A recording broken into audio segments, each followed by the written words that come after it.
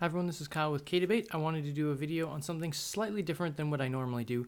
I've made a video like this in the past where I was talking about writing, and I think I had a screen share opened and I was just writing stuff.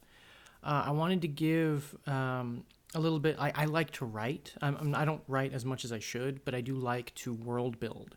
My specialty is not storytelling. I'm not good at that, but I am good at world building, of taking a concept or characters and fleshing out the world around them. So a lot of people really like Game of Thrones, or they like The Walking Dead, or they like a good story, and the characters are a way of making a good story even better. And I believe that the way you have good characters in a good story is to have a good world for them to be in. The Harry Potter world, just the Futurama world, the Simpsons, they all have a fairly expansive, you know, place to be. So you always have something to talk about or to do, and it doesn't get repetitive unless you have like 5,000 episodes, and then eventually the world will either become so ridiculously full that you can't do everything, or you just kind of run out of ideas and you start repeating stuff. And for Doctor Who, the universe is literally, they can do whatever they want in any time period. So they do historical stuff that's actually kind of neat, or they go into the space, or they go back in time or forward in time, and they deal with aliens or just a whole bunch of stuff. And it's very fantastical and it's very interesting. And for me, I like the, not necessarily the Lord of the Rings kind of magic, but I do like the concept of magic in a story, because it adds a, the disbelief. How you have, say you're watching The Matrix or Star Wars, and you're just like, I don't believe this. Your suspension of disbelief isn't there. It's like, I'm not going to get invested in this universe, or oh, that's just stupid. Why does that even work? How does a lightsaber work? And you get caught up in the pretty much the semantics of the universe. But when you have magic and you're like, okay, it's magic, just deal with it. These are the rules of magic, and as long as you don't break those rules, you're not going to have the suspension of disbelief broken. So it's like breaking the fourth wall. It's like, oh, they understand they're in a story, so I'm just gonna, you know. That's why some people really don't like characters that just, why are they in this universe? They shouldn't be in this universe. But at the same time, people love Deadpool. He knows he's in that comic book universe, and it adds sort of a layer to the universe. It's like, wait, if he knows he's in a comic book, that means everyone's in a comic book. So that means A, B, C, D, the writers are actually a character in the story as well. And during one of his comic books, he actually goes and kills the writers, pretty much, and ends the entire thing. So that was interesting. So there's a lot of different ways of expanding your universe, and one of the things I do when I'm doing this, and I've done this a few times, and it's usually for somebody else's story. They have the characters and they have the idea, and then I just expand it and expand it. That's why I was a DM for playing D&D for so long, is I had the universe pretty much of what could exist, and then I just built off of it. And mine was post-apocalyptic. D&D is, it's magic destroyed the world, and the only survivors were in strongholds that some of them were very against magic, some of them were very for magic, and it was kind of like there was a city devoted to studying this black hole thing that was in the middle of the world that was just getting bigger and bigger. And some people worshipped this like darkness, and some people would feed it items, and it would get bigger. The more magic you put into it, the more it got, the more it ate, pretty much. And I liked making that concept because it was supposed to be I'm not going to get into details about what it is or anything like that, because I use that story. But you can just be, what is it, and you're like, you can try to stop it, or you can try to do whatever to it, and it's just there. And then you have other things, like all of the different cities that I have all have their own little isolated concepts. Like the elves live in these high magic areas that's the only place the forests exist anymore. The dwarves live underground, and they're searching for artifacts and powerful magical items to increase their strength. And then the humans have the biggest settlements because they're very militarized. And the gnomes have this fully mechanical, like, isolated thing. If you try to go there, they will just flat out steamroll you with mechs, pretty much. and because they're the tinkerers. So I just had this universe, and I loved working with it. And I built all kinds of items for it, and all these different characters, like the head of the guard for each city, the leaders of each city. The largest city in the world was called Refuge, and it's very similar to the Fallout kind of, the Brotherhood of Steel kind of concept, except they were allies with a lot of the other places because they were literally neutral, but they were run by a dictator that the protection of the citizens were his utmost concern. So if you were even petty theft was dealt with like super executions, like you were just immediately rounded up and executed if anyone thought you were against the city. And their greatest ally was a group of Sanctuary, which was pretty close to it, and they were a group of paladins that were protecting their city.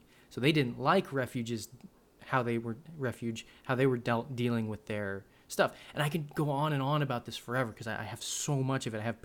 I probably have 50 pages just on the cities, and then not counting the little stuff in between. And I love world building. Another thing is I'm writing a story. It's the first story that I've really, really written to actually write. And I lost the folder that had all of my stories in it, which I'm really annoyed with. I don't know where it went, but it was in a blue folder, and I don't know where the folder went, and it's just gone. I think I might have left it at work, and somebody just picked it up and took it. But it's a world where I built my own magic system pretty much on how it works, and it's just okay. I need to stop doing that. I need to talk about how I build instead of what I built. Okay, I take a core concept. Say it's a world that has magic. Okay, how does the magic work? You have to make the rules. If you state a rule and then change it, it doesn't work anymore because people that are reading it's like, well, that's not possible. How are they doing that? If you explain it in a way that makes sense, then people can say, okay, I understand that. Now, why wasn't it understood before? Like, oh, after thousands of years, this person came and discovered this new thing. It's like, okay, was that always there? Why didn't this person discover it when they tried the exact same thing? So you have stories like Terminator. All the Terminator movies where they talk about destiny not being set, or they have the idea that people go back in time and it breaks the space-time continuum, makes a loop. And then you have people saying, well, that's not true. And if you watch the CinemaSins views on Terminator, it's all about, these people are saying it works this way, and then when they do it, it doesn't work that way. And then they make a sequel that retcons the first one. And this person doesn't have the child, or this person's a different person with different memories, and this person has two different sets of memories. It's like, why does it do this? And nobody ever explains it. It's like one line. It's like, the nexus point of the so-and-so. And for me, that really bothers me when I'm watching a movie. I don't say it during the movie usually, unless it's one of those really casual kind of movies where you're like, oh, I'm going to make fun of this movie while it's going on. If everyone's okay with that, then I'll do that. But if it's to be entertained, I'll watch it and be entertained. But afterwards, I will give my criticisms of it. It's like, I didn't believe this was contrived, this was too many coincidences, or the idea that he was here, and here, like in the Godzilla movie, where that one character, the only reason he was important was because he was at every major event, and there was no reason for him to be at every major event.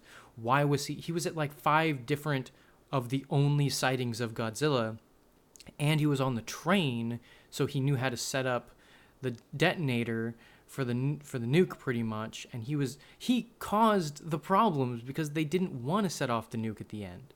So if he was never there, most of the problems wouldn't have happened, though at the same time, Godzilla was the good guy, and and the bugs were evil, and you had to stop the bugs, and it was just, I found it too contrived. So when I'm doing a story, I try to avoid that. If I find that I've written myself into a corner and there's really no way out, I'm not going to throw in a new element that gets him out.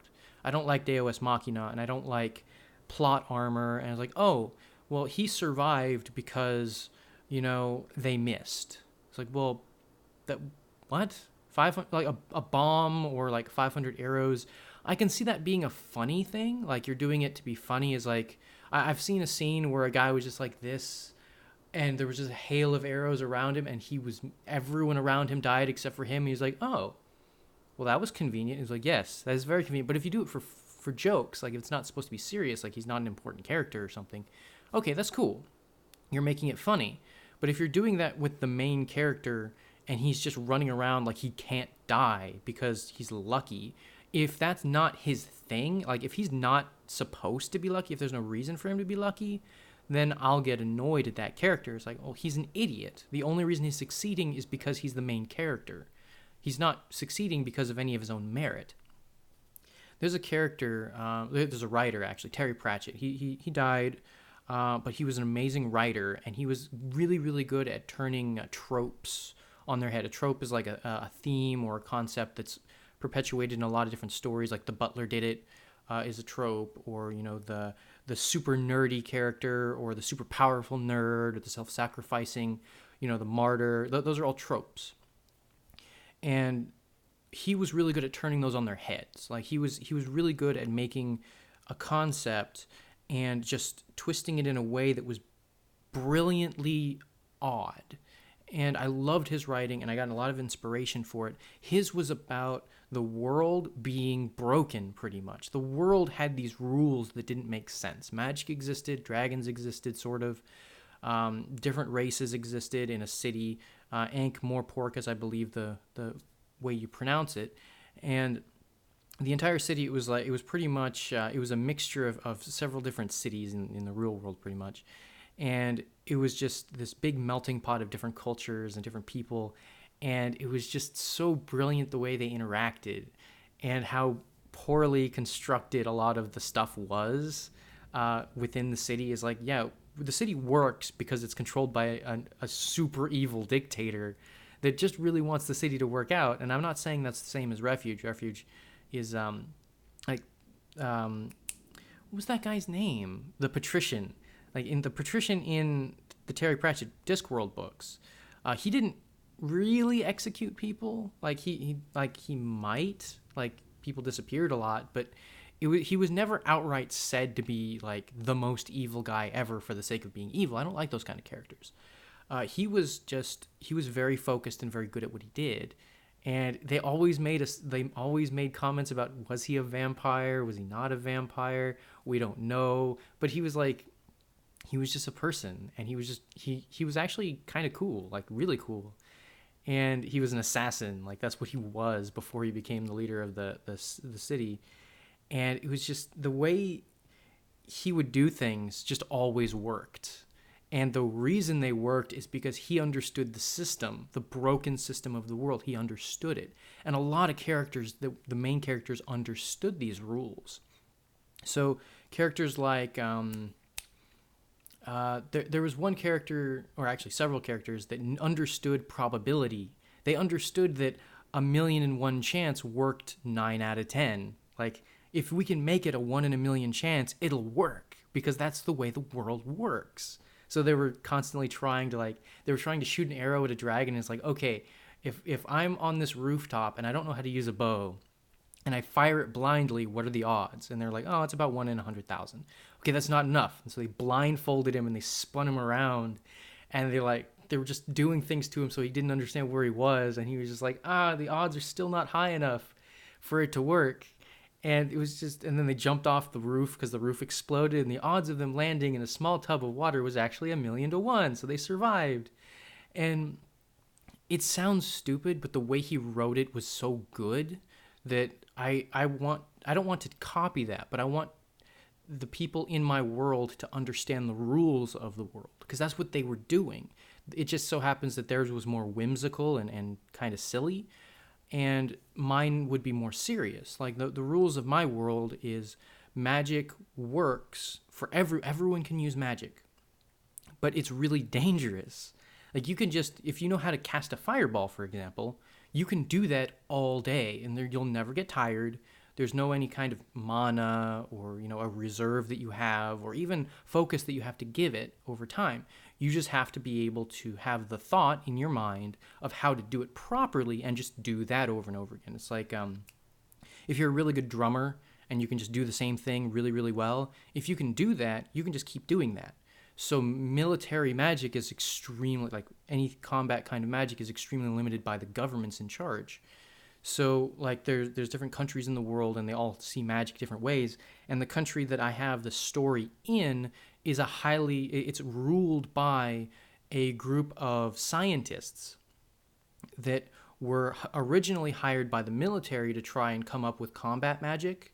And that's what they were doing for a really long time. They were just like, all of the main characters in the story were in this research team. And all they did for decades was study magic in combat and different kinds of magic their entire lives. And it's really, really difficult to teach magic. So in this universe, because it's all about concepts in your mind. So it's like, okay, fireball is containment, it's heat, containment, velocity, and release. That's how you make a fireball. Very, very basic. It's the only one that could really teach a whole bunch of people. Ice magic didn't really work because you can't really make it explode. Oh, you throw a snowball pretty much. Lightning would kill whoever tried to use it because it would hit them. You can't give it velocity. And earth, it required so much, like you couldn't just have velocity because it was too heavy, and then anything that reversed kinetic energy could stop it. So they invented a way of shooting a big rock. And then other people that were being hit by rocks figured out, well, if we just have a reverse kinetic thing, we put up a shield and now it launches it back, so it doesn't work anymore. So it was this push and thing, and that's where the research development came from. It's like, we need to find new stuff. And so these guys were studying and studying and studying, and the main character studied, the main character, there's a whole bunch of different characters, but the main one, he studied how to, what was the main thing that he did? There was a couple of different things that he was really good at. Like I love the lawyer. He's a magic lawyer. And so he figured out how to make contracts more than just legally binding, but actually physically binding as well. So if you don't do them, whatever is in it happens through the effect. Is like, if you don't do this, then you're going to become compelled to do it, or you're going to, like, a separate contingency effect go into effect. But the main character, I don't want to go into too much, but he started off differently. Like, his is like psychological stuff, like in the mind. And so what he figured out how to do was he started with trying to interrogate. People wanted him to find interrogation spells. Like, so he started with like changing your mood. Like, he can make you more susceptible to thinking certain things, so you would be more honest. But the thing is when people figured out what he was doing, they started, compensating for that. So he started finding ways of controlling people. And when he figured out how to actually physically control somebody, and he couldn't teach it to anybody, so he was the only one that can do it. He tried teaching it to some people, and they ended up killing themselves. Every single person he tried to teach it to couldn't do it. It was too complex. This huge string of thoughts and concepts all mixed together, he could not teach it properly. And if they missed anything, they would kill them. That's how dangerous the magic was. The more complex it is, the easier it is to mess up, and the more powerful the repercussions are. If you're trying to do something really small, like light a lighter or something, and you just, I want fire, and you just make it, and your hand will probably burst into flames. You'll burn your hand. But if you're trying to mess with somebody's mind and you backfire, you destroy your brain pretty much. So he couldn't teach anybody. So they shut him down for a while. Like, he's like, no more of these. You can't teach it. It's no longer practical. So we're going to put you you're going to use your skills, and we're just going to put you into interrogation. You can keep studying on your own, but we're going to mainly send people to you. You interrogate them, learn stuff. And he ended up doing that, and what he found out was when he controlled people, he was able to get them to perfectly explain how to cast a spell that they knew. So he ended up learning pretty much how to read minds, like not just forcibly tell them, but make it so he can talk to them mind to mind and learn all their spells. So he started learning a whole bunch of new things, and then eventually they shut down everyone's research. They was like, okay, all of you guys, you're not teaching anybody anything. Your skills are they're too expensive. You're killing people. All of these research and development things aren't going anywhere, so we're going to put you on the front line, because they were in the middle of a big war. So we're expecting you to die. We can't kill you ourselves because that's a PR nightmare. We're going to put you on the front lines and kill you pretty much because you know too much. You guys are actually pretty strong. And Also, they weren't all like perfectly in line with the military. They didn't really like a lot of what the military was doing, but they had to do it or they would have been killed for treason. So they went out and everyone expected them to die, but they were so powerful that they actually won the war. So then they came home heroes, and the military gave them all the funding they needed because they were heroes and they were awesome and they wanted to further this stuff. So they gained more and more political power and more, magic stuff. And they started, all of them that were specialized in, and this is the only one in the world. They were the only people to do this in the world where they were given people to experiment on pretty much with magic. It's like, okay, what happens if you do this? Okay, that person died. What happens if you do it this way? Okay, that person died. What happens if you do that? Oh, that's an interesting thing. I'm going to do that now. And then they'll just have the guy do something else and then they'll eventually die. And then they know the spell and they don't because they're dead. And they just kept doing that for years and years and years. So they learned all kinds of really cool things. And those are the main characters. So they are more powerful than everybody else. And there's a reason they're more powerful than everybody else. But they're also all completely different because they were all in research and development. Some of them were focused on one guy knows how to make golems. He liked to make stuff. Like he was kind of like the Pinocchio's Geppetto. He liked making things, and then he figured out how to animate them. So he started making puppets that can do things, and then he figured out these guys can be used to do manual labor. So he started making them that had they were bigger and they were stronger and they can do things. So they brought him in to try and make soldiers out of them. The military said, "Okay, you figured out how to do this weird thing. We can't figure out how to do it. So we're going to bring you in as a researcher, and then we're gonna give you golems pretty much, and you're gonna figure out how to animate them, because the way you animate them is through a whole bunch of complex things." And he already knew a lot of them, so he's like, "Okay, the legs require this, or if you want them to have fingers that can pick things up, you need this. If you want them to have thoughts, then you're gonna need something else." And what happens is there's just a whole bunch of interesting, he's just one guy, and he ends up he makes a whole bunch of soldiers, thousands of them, but they don't work. So the government shuts him down. He's one of the people that gets sent on the front lines. So he's just animating bodies pretty much and having them do whatever to protect him. So he's actually really useful. And when everyone comes home as heroes, he gets put in charge of the police force. So in the world, there is a group of, they were supposed to be for the military, all of these animated golems that don't work in the military because they're not meant for combat, like that level of combat, they get sent as the police force for the country. So he's in charge of making these things that are actually just automatons, and they're used and I actually have it, every police car or squad has at least one of these golems. And what they do is they know very basic things: follow, protect, attack, defend, all the very basic things, or find. And what happens is that if they need backup, they'll call their golem, and their golem's usually in their car or whatever it's in, because it's still modern times. And it'll go and do something for them. So it's very effective.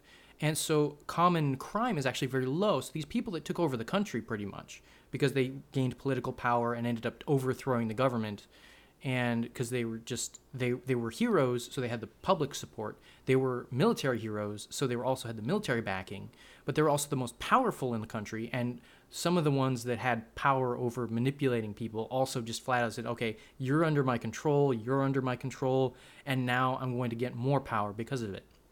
So they're kind of evil. The main characters of my story are kind of evil, but they're doing it for a good reason. And the story of what's happening is after all of this has already happened. So it starts with his birth, the main character's birth, and what's happening and him growing up. It's very fast. And then it turns into he's actually using a memory spell on himself to remember his own birth, to figure out what happened to his parents, because his parents were murdered. So he's trying to he's casting a spell to remember everything that's happened to him in the past. And then he's in the hospital, and he's just recovering, and then he's having moments of remembering his childhood because of the spell remnants. And he's just kind of thinking very, very nostalgic, very thoughtful. So that's how it's giving his backstory. And it's world building as well, because he's talking about the spell that he crafted, and then how he crafted it, and then how he got into the field. And I'm not as good at storytelling, and I admit that I need to really revamp that because it's kind of long-winded. But the world being explained through the means of an evil character but through an innocent start. He was a child, he was a baby, he loved his parents. His parents were killed when he was about 6, and he's just trying to remember the events, the events that led up to it. And then he proceeds to find and kill people that were involved. So you say, oh, this guy's like he's somebody to think about. He's somebody to empathize with. Sorry, I couldn't remember the word for some reason. And then he starts killing people, and you're like, oh, crud, is he the bad guy? And then you find, well, he's not really the bad guy. He's kind of the bad guy. He's the antagonist. But the protagonist is another group of people that they're not the main characters.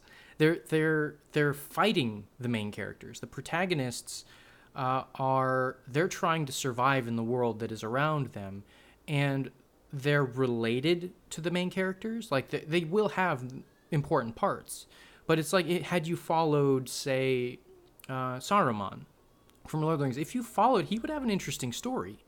The rise of his armies, the fact that he wanted an equal thing for his people, the orcs, the Uruk-hai and stuff. Like, he wasn't only evil. Like, he had a thing that he was trying to do. And, like, Wormtongue, you can say, is just all about himself. But Saruman had a group of people, a very large group of people that wanted the same thing he wanted.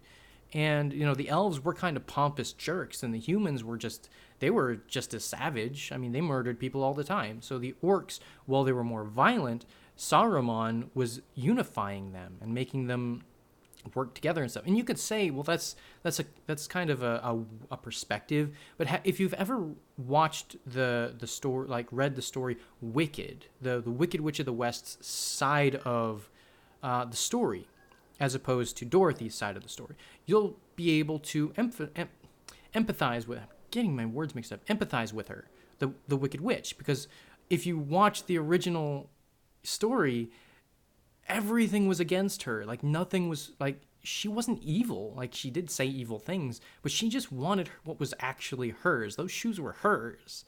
And Grendel, the story Grendel, Beowulf's, he's a heroic character that went and killed a whole bunch of monsters and saved people. One of the monsters he killed was Grendel, the monster that could not be damaged by any physical weapons, and he ends up ripping its arm off with his bare hands and then pretty much beating it to death with that. So, and he kind of bled out as well. But so Beowulf was a hero. But if you follow Grendel's side of the story, where he was cursed pretty much, he was a monster, and everyone would attack him all the time when he didn't want to be attacked. And it gives this interesting perspective, and I love that kind of concept. So I want my villains to be somebody you can actually understand what they're doing. He's out for revenge. So is the Punisher. Like, that's his whole thing, but he's still loved by a lot of people. So same with Deadpool or Wolverine, or there's a lot of heroes or anti-heroes that are out there for revenge, but they do good things in the process. And him unifying the country for the sake of protecting his people, protecting just everything. I apologize, my neighbors are doing stuff. But when you have this complexity in the world, you can build around it in story.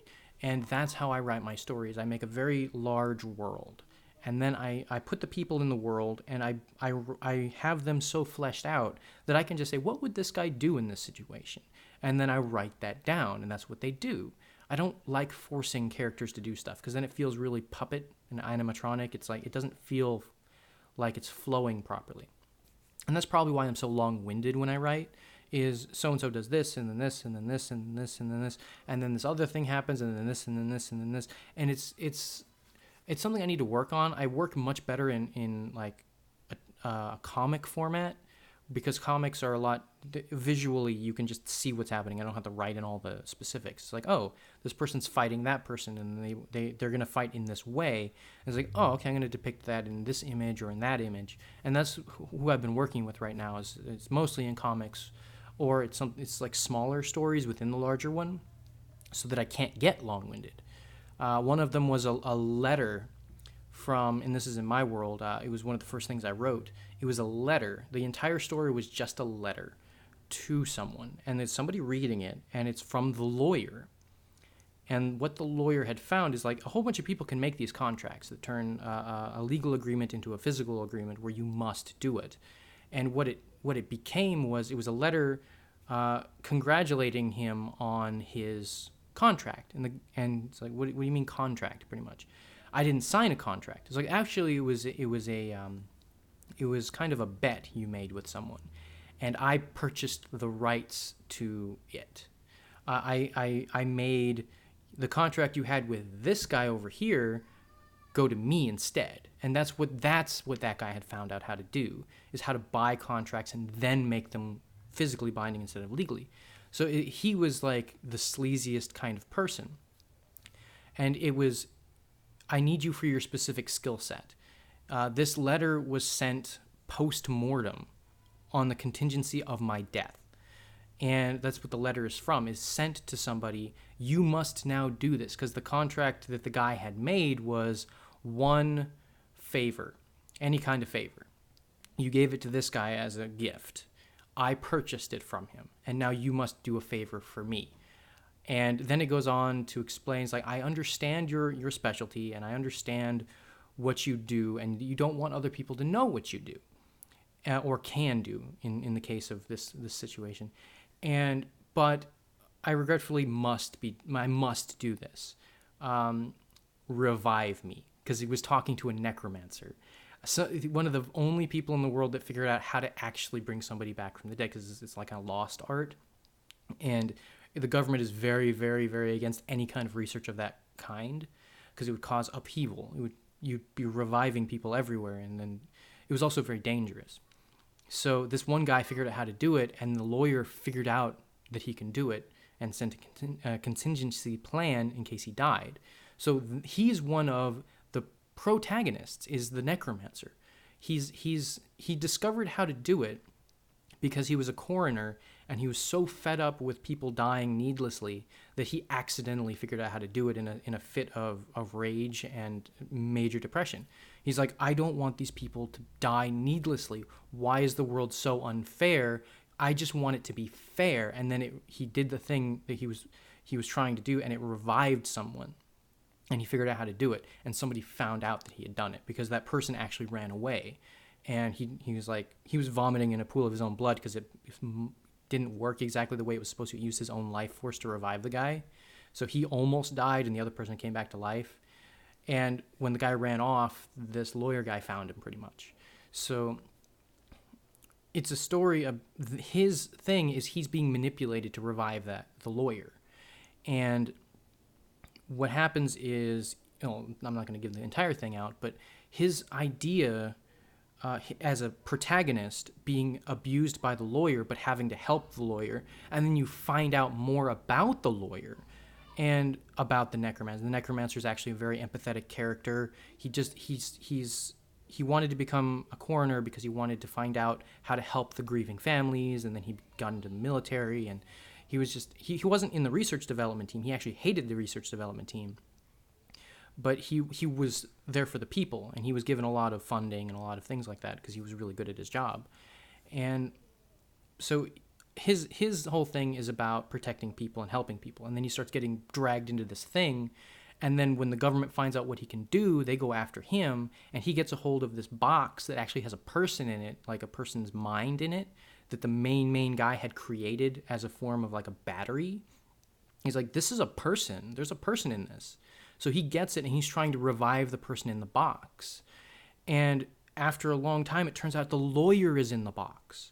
The lawyer had tried to manipulate the leader of the country and got killed pretty much for it. He got turned into a battery. That's what the main guy is doing.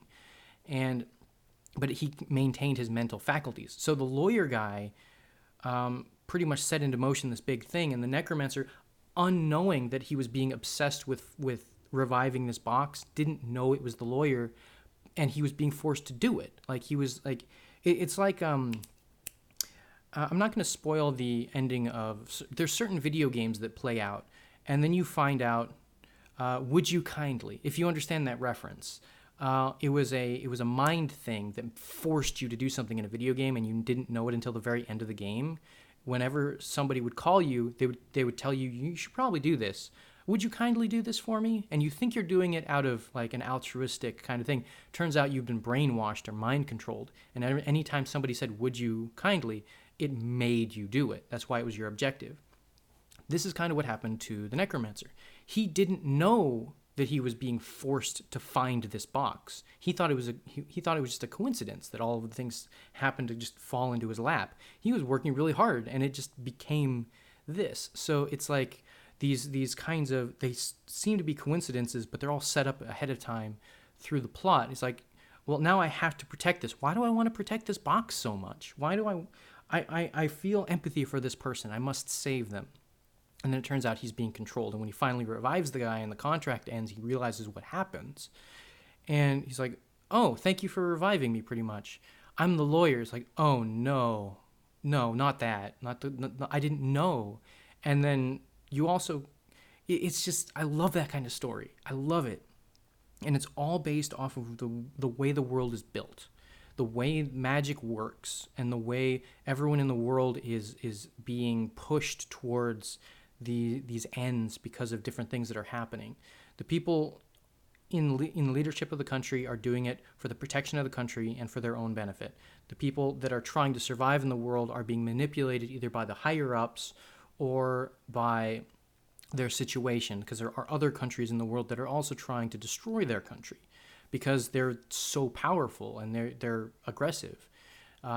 So it's just really interesting because there's a lot of different things. Like there's assassins, there's people that, one of the characters is actually a manhunter, and he has a lot of different abilities on how to find people. So he's one of the main protagonists because he's trying to find somebody that he's been ordered to find, and it gets him stuck into a whole bunch of situations he doesn't want to be in. So his boss pretty much is one of the antagonists. And it's just the way I built the story and the way I'm trying to write it, and I'm not doing as well as I should be, or it could be if I just spent more time on it, is it's all driven by the world and the characters. I'm not trying to send a message necessarily. It's not a moral story. It's a story that has a lot of, like take Game of Thrones. Like, is there a moral in there? There probably is within each situation. But overall, it's a very entertaining story. You don't know what's going to happen. It's a very unique kind of experience. The world is very expansive. The world is very interesting. The way the people interact with the world, like the dire wolves and the dragons, like, whoa, those are cool things. How do they work within the world? Why are the dragons hatching such a big deal? Like, doesn't that happen all the time? No, it's very rare, and it's expressed as being rare. So there's important things happening. And then people don't know how to raise a dragon. Do you know how to raise a dragon? No. I'm going to try this, this, and this. And does it work? Maybe. We don't know, and you're excited about it. So I'm trying to get that same kind of sense when I'm writing. I'm not that good, but I'm really excited about the world that I'm building. And that's what I get excited about, is just I'm going to make this, and I'm going to make this, and then this is going to happen, and then this is the way everything is designed. And, you know, if somebody learns how to do this and they start teaching everyone how to do it, how does the government respond, or how does these people respond? And those are the interesting things. That's how I love to write. So that's my view on writing. So I have a lot of creative ideas, and I do need to flesh them out more.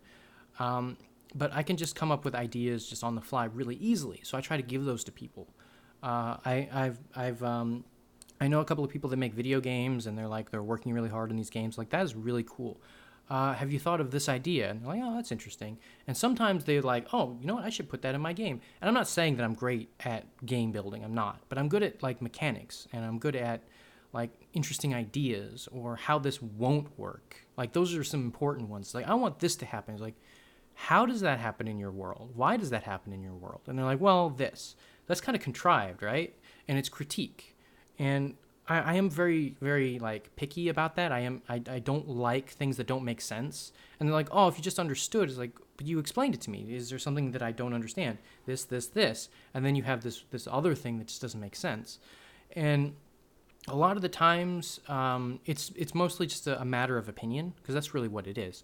But sometimes when they have something that's just drastically wrong, I'll point it out and say that shouldn't be there.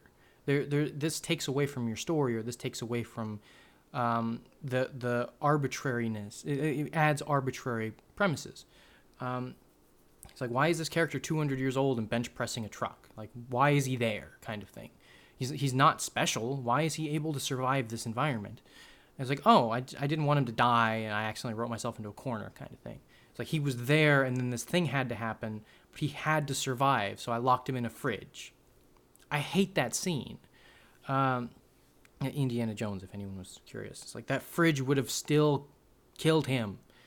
It's just there's a lot of things that are I'm picky about, and I think they really should be fixed. CinemaSins does this a lot. He just points out, and I've been watching that a lot lately. He critiques things that just don't work in the world that they're in, or camera shots that don't work. Or how did this happen? Why is this character doing this? And those are all legitimate criticisms. And his is more of a funny, like, oh, this is funny kind of thing, and mine's more serious. It's like this bothers me. So I try to not do that in my own world because I don't want to be a hypocrite. I don't want to be a hypocrite. I don't want to be somebody that doesn't practice what they preach, so to speak. And I just find great enjoyment in the entire experience. So that's that. I already said this once, so I should just end the video. It's like, I enjoy this. This is how I enjoy to do things. So I hope you enjoyed this. I hope it was entertaining. And I hope to see you in the next video, and peace. Wait, oh, crap. There it is.